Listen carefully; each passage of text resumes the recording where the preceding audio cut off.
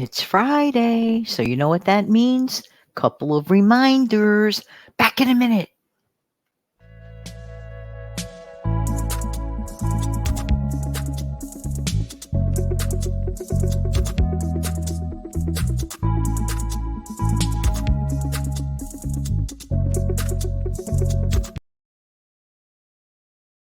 Good morning. Good morning. This is Jan from New York City. Channel name Jan from New York City saves money.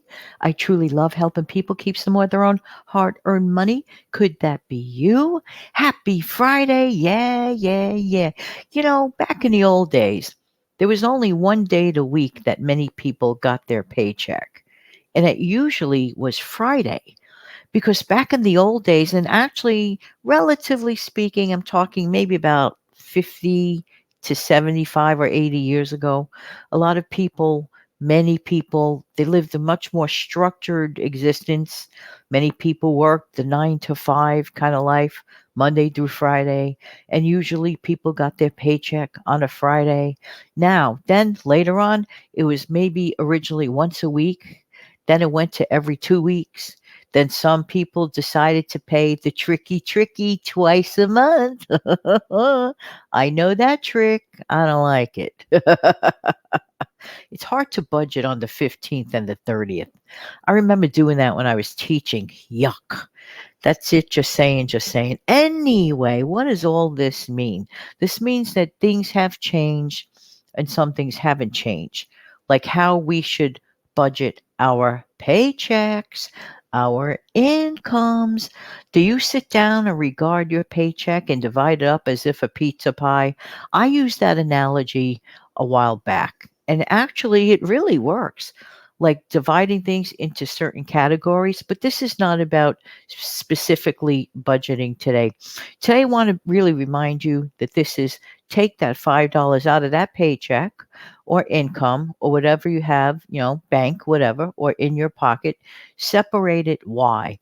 Because this is your Friday reminder to continue stockpiling and take that $5 out and put it towards what? Your stockpile. How many people are doing this now? How many people have normally, let's say, even 3 months back, not done this? But all of a sudden, you're getting motivated to do this. Not just because of my videos, but just because of real life. And you see the things that are, going to possibly increase some prices, and you want to be ahead of the game. You see, that's what it's really about, being a little bit ahead of the game.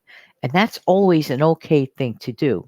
So while we want to be ahead of the game, why don't we mindfully remember right now to take that $5 and put it to the side? Now, when I say $5, does it have to be $5? No.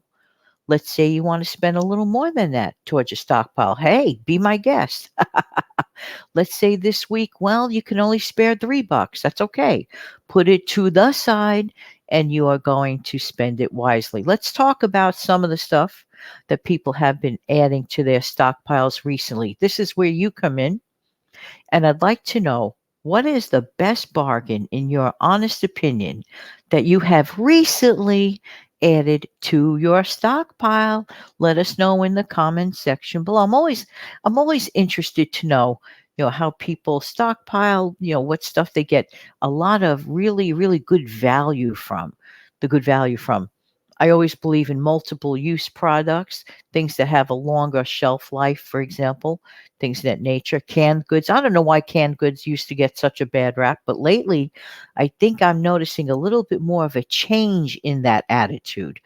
Because if you can't gain access to a grocery store, at least you could go to your own grocery store in those times. The weather lately has been really crazy all over the place.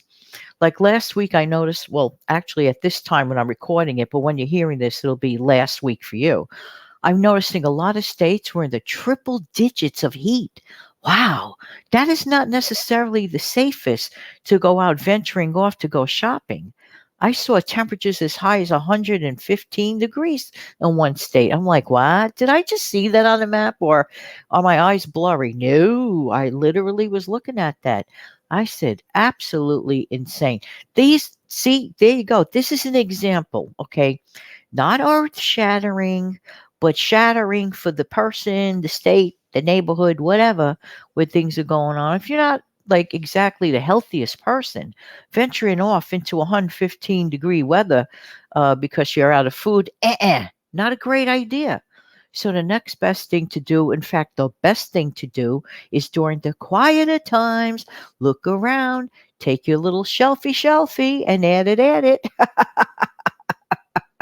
And once again, my weekly reminder for the person that has never started a stockpile, you can literally start your stockpile as we speak. Why? What are you talking about, Jan?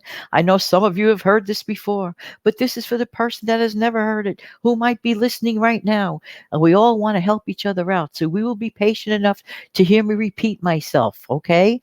If you have never started a stockpile, you can actually start one in all probability right this minute. But you're saying, how, Janet? What do you mean right this minute? Walk over to your active pantry. And if you do not know what that means the food that you are working with right now. Let's say you went food shopping recently and you have like maybe at least a week and a half to 2 weeks worth of canned foods in your active stockpile, your active pantry. Take 1 or 2 cans out of that, or shelf stable item, let's say like a box of macaroni and cheese, or one of those cup of noodle type things in your active pantry. Remove them and start a stockpile. Find a space that is separate from your active pantry. Yeah.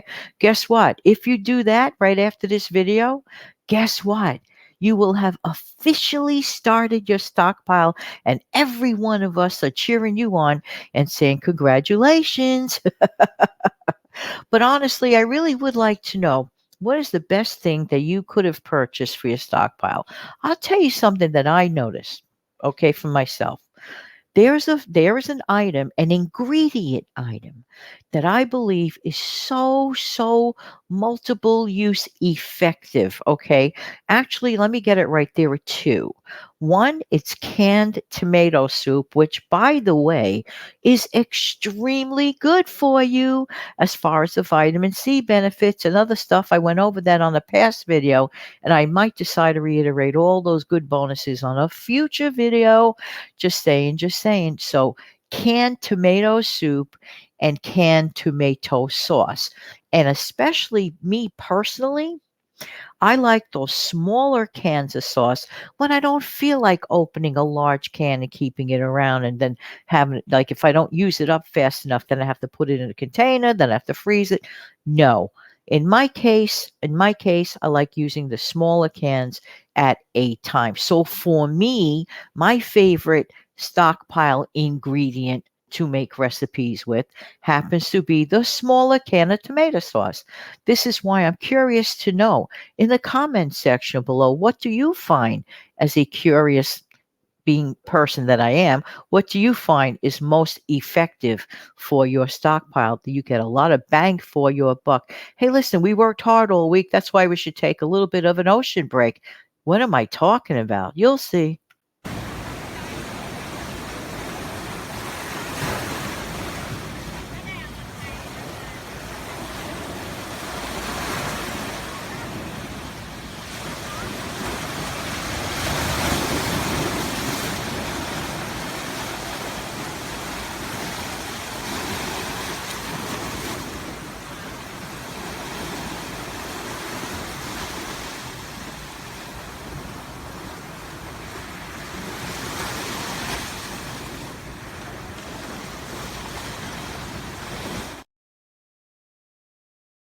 And don't forget to do the following.